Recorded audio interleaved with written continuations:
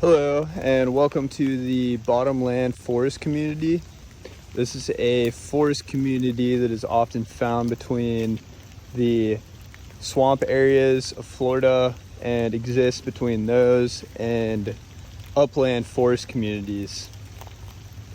It is often characterized by its flooding.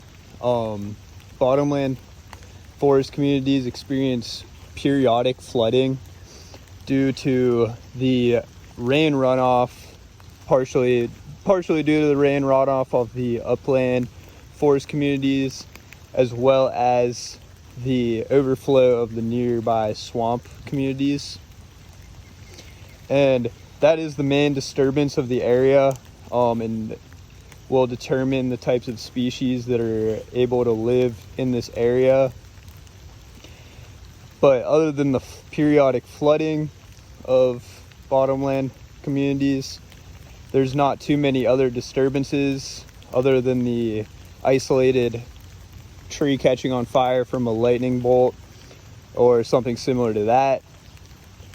So a lot of times the main characteristics of the community are due to the flooding structure and timeline.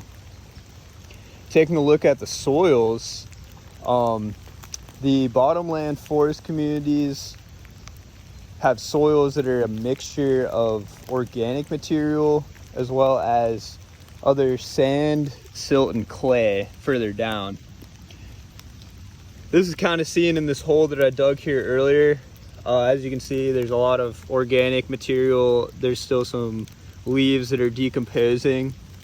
But as you get deeper, you can see that it becomes less organic, and if you take a pinch of the clay or the soil here, you can feel the grain of the sand and silt, as well as the slipperiness that is produced by the clay. And this is kind of what you may expect by the flooding timeline and structure of the community.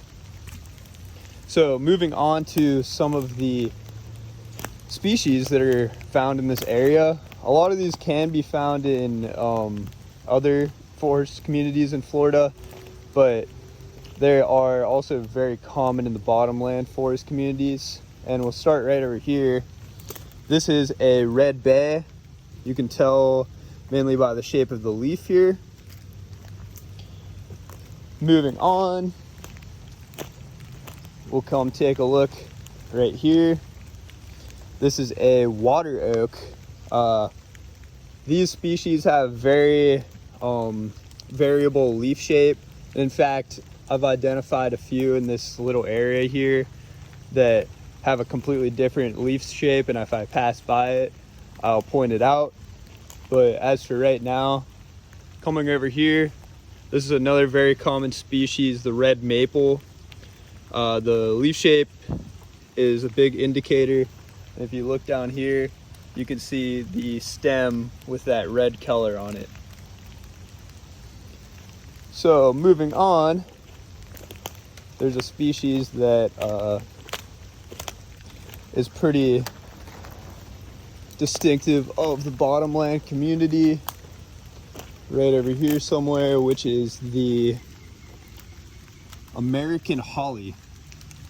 And you can tell that it's the American holly, or a holly in general, by these distinctive little spikes here on the leaves.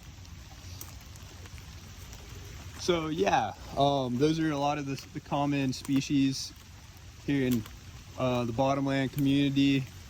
It's starting to rain here, which might be a time for a new flood period in this area, and I hope you enjoyed, and I'll see you later. Thank you. Bye.